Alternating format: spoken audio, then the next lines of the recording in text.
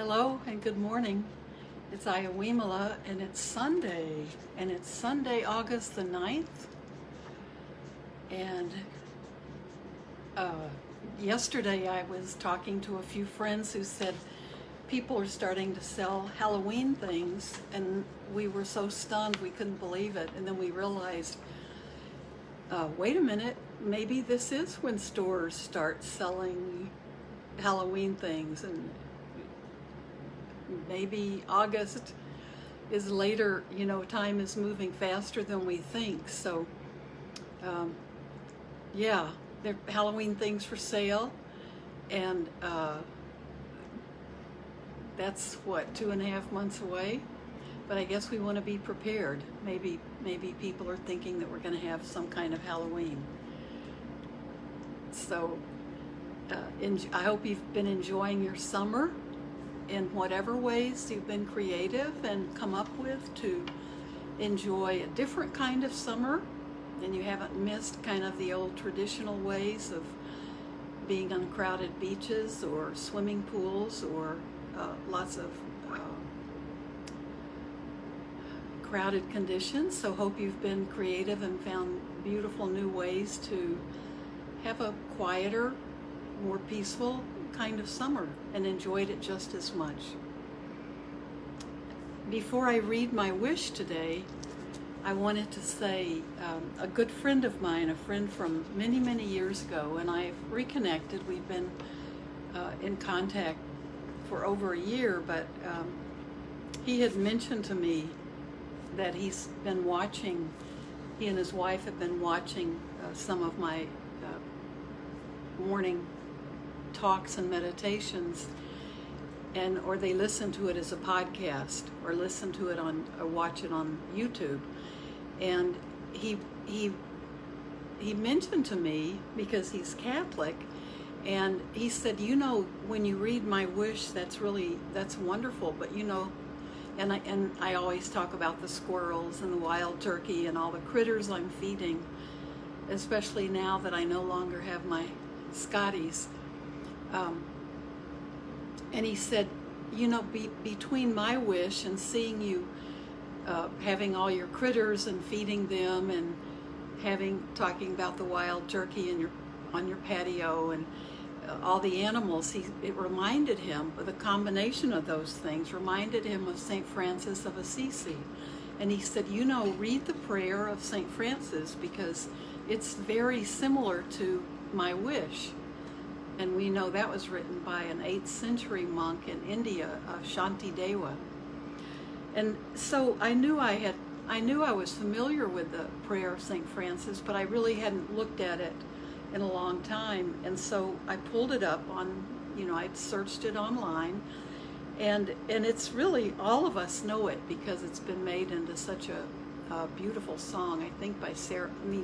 She sings it. I think Sarah McLachlan has a beautiful rendition of it, but we all know it. And so many of my Buddhist friends are also either Catholic, or they were Catholic, maybe grew up and went to Catholic schools.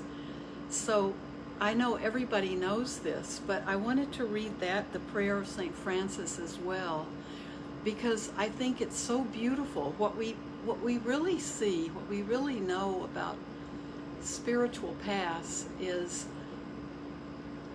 the essential teachings are so similar to each other, and they cover those 4 immeasurables. The qualities that are such an important focus are always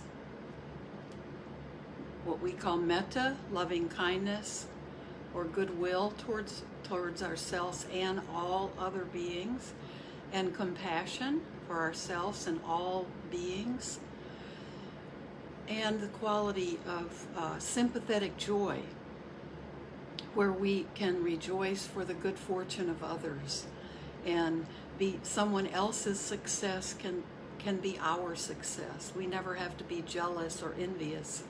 And then equanimity, which is finding that balance that allows us to stay, when we're in that place, we can be unruffled. We stay balanced in the highest of waves and storms. and can always, even when we become unbalanced before we've become, enlightened, we learn how to come back to that balance, that we know everything is temporary, so everything is always changing, and equanimity is the quality that helps us find our balance in that.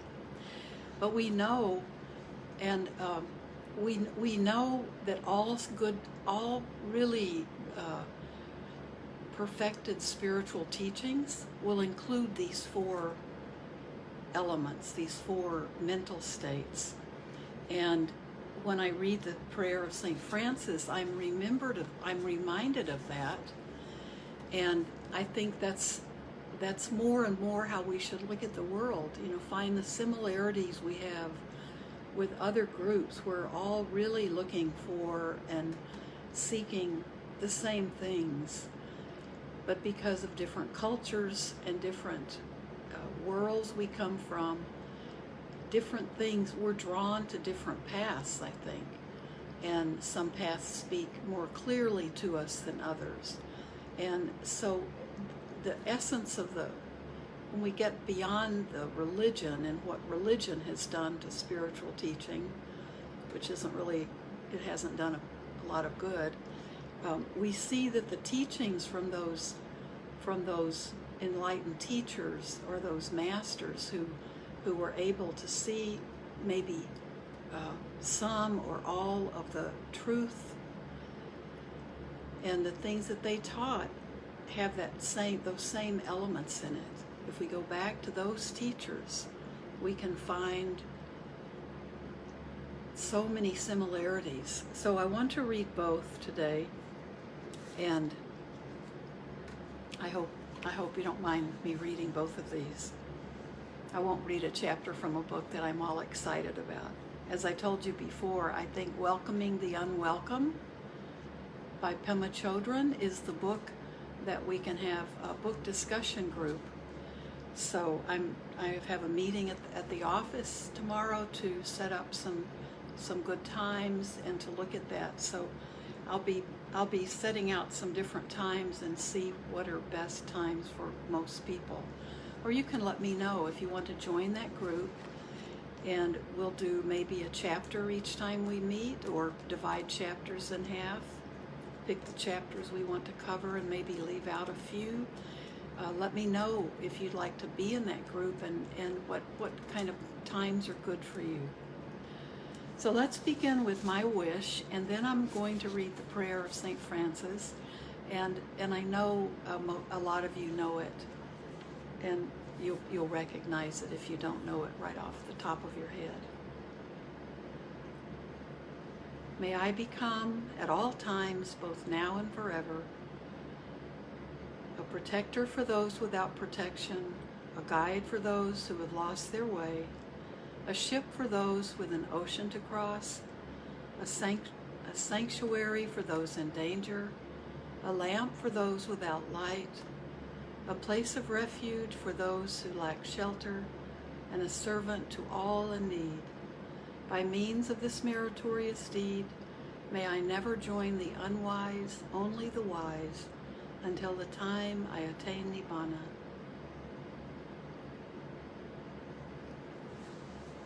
So that is my wish, and it's actually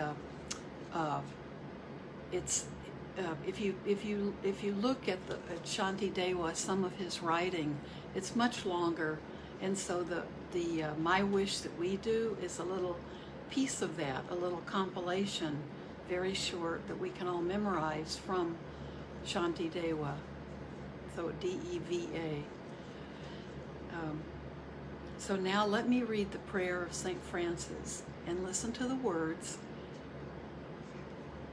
Lord, make me an instrument of your peace. Where there is hatred, let me sow love. Where there is injury, pardon. Where there is doubt, faith. Where there is despair, hope. Where there is darkness, light. Where there is sadness, joy. O Divine Master, grant that I may not so much seek to be consoled as to console, to be understood as to understand, to be loved as to love. For it is in giving that we receive, it is in pardoning that we are pardoned, and it is in dying that we are born to eternal life. So, how beautiful.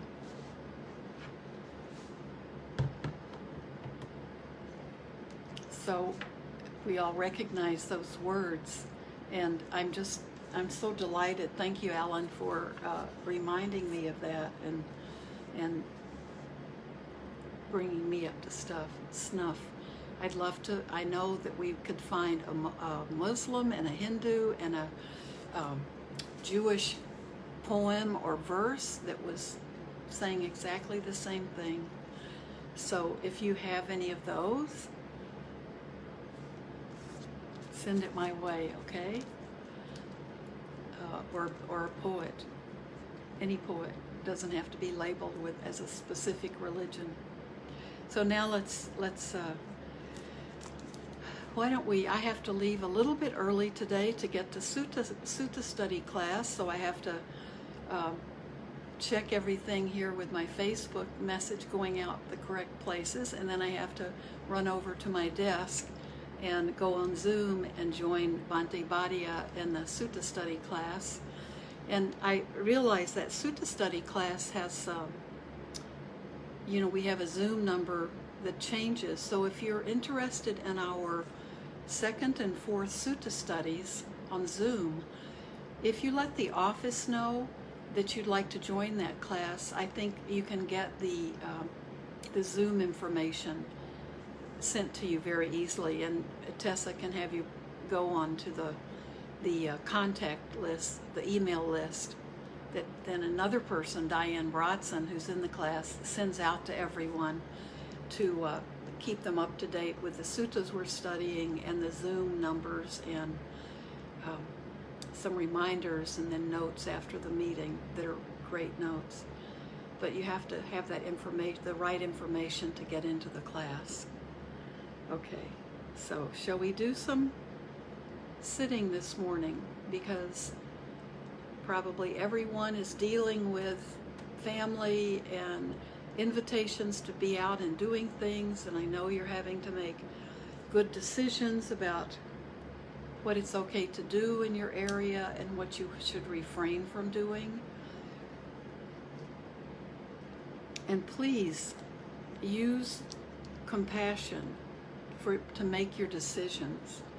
Think of what's good for you, then for your family, and then for the other people around you. Try to do the best you can to not put anyone at risk. And I think we need to remember patience, forbearance, because we need to look at the long haul. And don't become careless about distancing and masks, because we've seen, I know in Illinois, when we were much stricter and we were really trying to get those numbers down, we did a great job. Illinois did a very good job. With Chicago beginning as a hot spot, we were able to get those numbers down. And now we're in that period where there's a lot of gray, or where we want there to be a lot of gray. So I think we have to keep remembering. Remember, even our schools in most places, we're not going back to the old normal. And that's kind of a good sign to me that we need to be very careful with everything in our lives, to keep remembering we're still going through trying to find some control to help us begin to feel safe in the world again. And we know we can feel safe if we are being extremely careful. And certain things that we may have to pass on or give up on for a while, they'll be there. But we don't want to put people's bodies at risk. We don't know enough about this pandemic to know what kind of after effects people have. And we've heard of different people having continual problems. So remember that we're still in this altered state of reality. And for some of us, it's not been very difficult at all. And for others, I know how hard it is. But focus on compassion in everything you do, and then it will bring peace to you, and it will be bringing no harm to anyone else. So remember, right intention, right resolve is always having them going for it every day when you wake up. You want to have renunciation in your life, and that's just letting go of the things that no longer serve us, letting go of the things that we see are no longer skillful or wholesome for us, and enjoying a more simplicity in our lives, and loving kindness. So only letting goodwill towards others be the way we want to think of everyone, letting go of anger, letting go of any irritation and non-loving thoughts. And the third one is harmlessness, ahimsa, doing no harm to yourself, to your loved ones, or to any other living beings. And that'll get us through these days. And it will also strengthen our right effort, which is a very important part of the Eightfold Path. So this is a time of renewed commitment to the things that matter to us, and a wonderful time to be practicing and watching our spiritual lives grow and seeing how important they can be for our peace of mind and for our true happiness. So let's sit. And I'm going to have to leave about 5 minutes early, so I hope you can keep sitting even after I read my wish again and have to say goodbye. But just try to give yourself at least another 5 minutes after we stop. And then remember, every day, let your personal practice be growing. And when I say personal practice, I mean not just sitting in meditation, but our personal practice is working on all the principles that we want to become the way we live our lives naturally. Just like the way we've taught our bodies now to breathe a deeper breath, which we've started doing because of the pandemic, and that it's affecting people's lungs and their respiratory systems. So when we observe our breath in meditation, we've been putting our hands on our belly, so it helps us calm our bodies when we learn to take deeper breaths. But we don't want it to be forced. We want it to just become the natural way we breathe, because then we're constantly doing something healthier for our bodies. We're getting the air down deeper into our lungs. And we know that when we're stressed or anxious or angry, well, sometimes we can be so angry or distressed that we don't realize it, but we stop breathing. And when we learn to take those deeper breaths, we're learning to calm ourselves, which is a wonderful thing. It's what we try to teach our children when they're very little, right? It's a natural thing, like calm down. Okay, now breathe. So we teach ourselves like we taught our children when they were young. And what a wonderful gift that is if you were able to do that with your kids, or if you've done it for yourself. So when we watch our body breathing, we should now be being able to just observe our body and see how quickly we're already in that deeper breath. Our natural breath is deeper. And so use this whole period of the pandemic time to make practices that you want to see in your life, make them just become natural. And you do that just by doing it over and over. And then the feedback you'll be getting from the world is that you're doing better, you're coping with the world better, you're enjoying your life, you have more freedom in your life. You can be content, you can deal with things as they arise, but let it begin with those little practices that we do every day that begin to help us just feel better living in our skin in this world. And it helps others all along the way. Okay, so let your body be in the posture that allows you to feel awake. We've already talked about watching your breath. Watch your body breathe.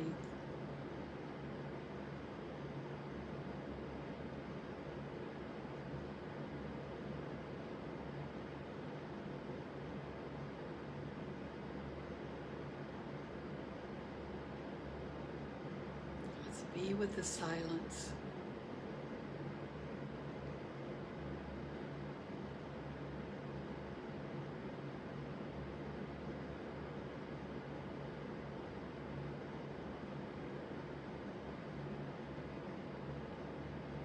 If you become distracted by your thoughts, if your monkey mind wants to be all over the place, just keep coming back to observing your body breathe.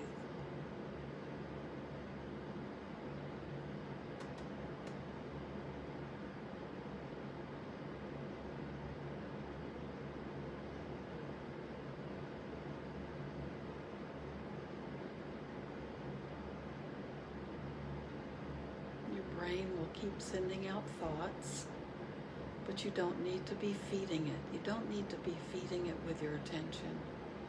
Just allow the thoughts to come and go. And we want to keep coming back and observing our body breathing.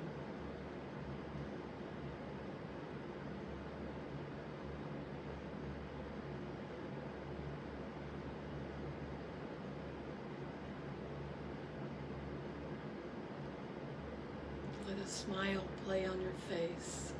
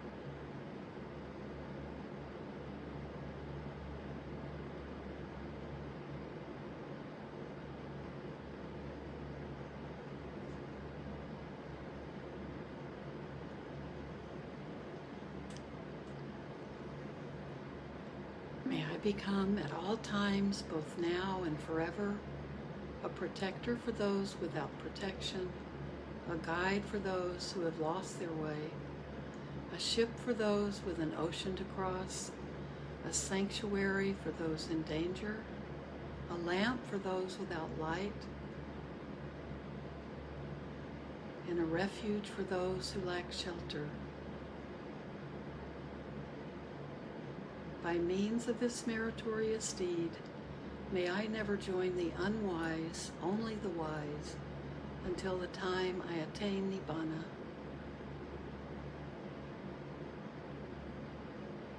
Now keep sitting.